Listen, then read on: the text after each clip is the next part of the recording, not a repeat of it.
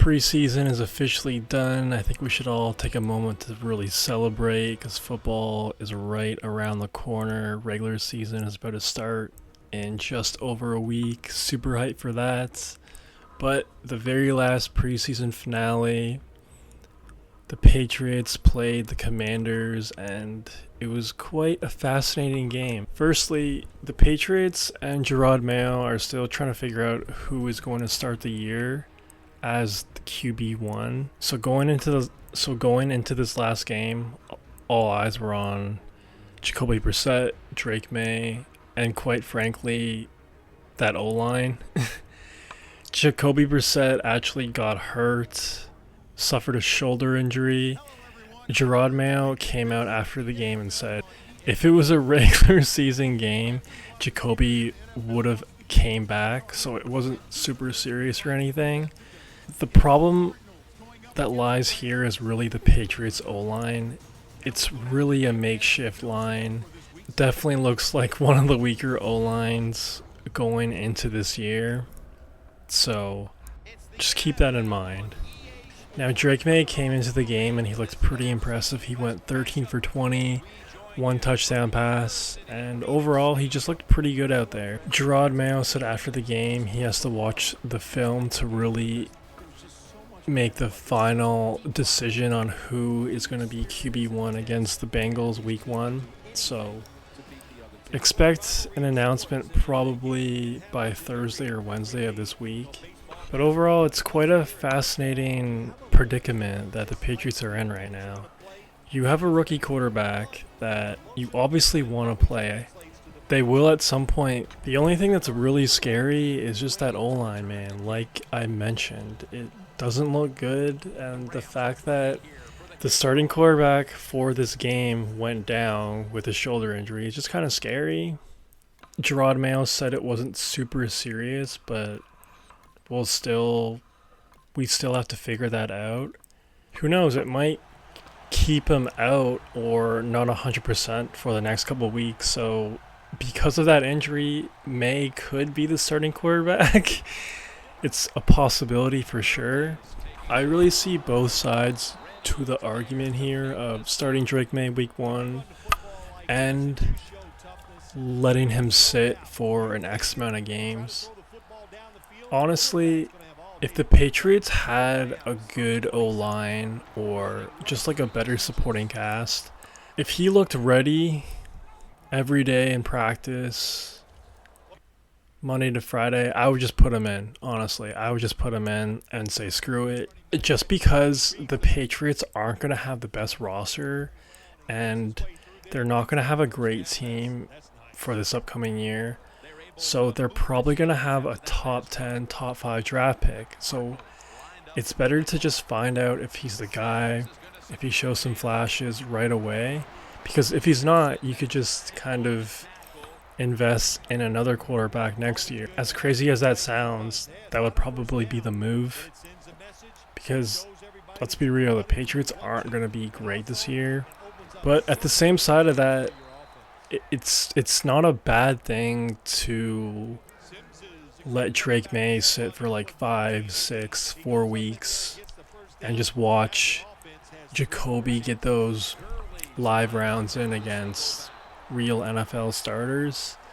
Again, just because that O-line is going to be really brutal and he's really going to get rocked out there. So I don't know. It's definitely a tough argument because no matter when he starts, the O-line is still going to be bad. So I was kind of leaning towards wanting him to sit the first like 4, 5, 6 games, but I don't know, after this shoulder injury, after just like thinking about it and seeing him and thinking about the future of the Patriots and what their draft capital is going to be like in the 2025 offseason, you might as well just play him right away.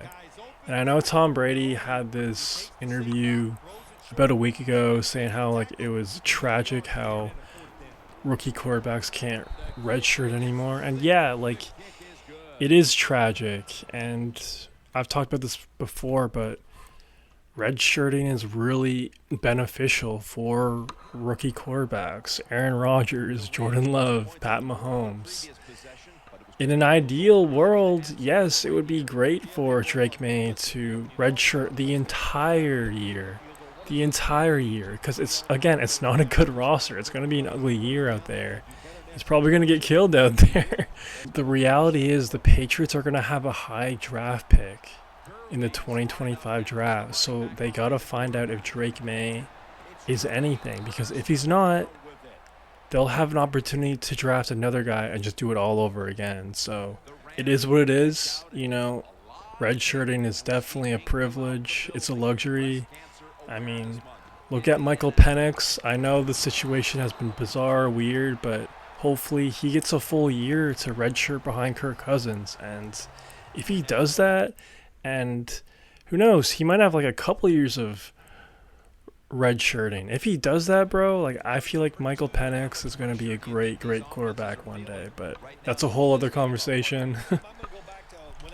So let me know what y'all think the Patriots should do. Should they start May week 1? Should they start Jacoby? Let me know. Hypothetically, if they do start Jacoby week 1, I just feel like this injury is just kind of like a foreshadow of things to come. Like, he's an older guy. I really don't think he's going to last long regardless. And if they do start him, I feel like May is going to be in there by week 4. And looking at the Patriots schedule, it would be ideal for May to start week 5 against the Dolphins at home, 1 o'clock window. Because the first 4 weeks of the Patriots, they have the Bengals on the road, against the Seahawks at home, at the Jets, short week, and at the Niners. So not the most ideal spots for a rookie quarterback. And that week 5 game, I just feel like home game, first week of October, he has a month redshirting essentially. I just feel like that would be enough time to really get it going. Because let's be honest, those first 4 weeks, if May does start, it would probably be pretty ugly. But who knows? You got to find out either way. And he might turn some heads and shock people. Regardless, I just want to see him play, and I think we will very soon, no matter who the starting quarterback is week 1. This is a very critical time for the Patriots and the future of the franchise, so we'll see what happens. Let me know what y'all think. That's all I got for right now. Peace. A short field goal try on the way.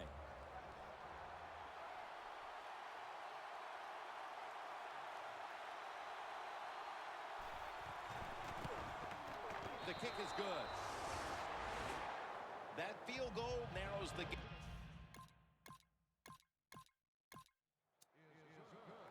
The Rams bring their offense back onto the field. A long drive the last time they had it, but they got only 3. Well, here's what they got out of that long drive, too. You talk about it. I know it was just a field goal, but they tired the defense out. Now they got to take advantage of the fact that that defense is tired and look for some strikes down the field.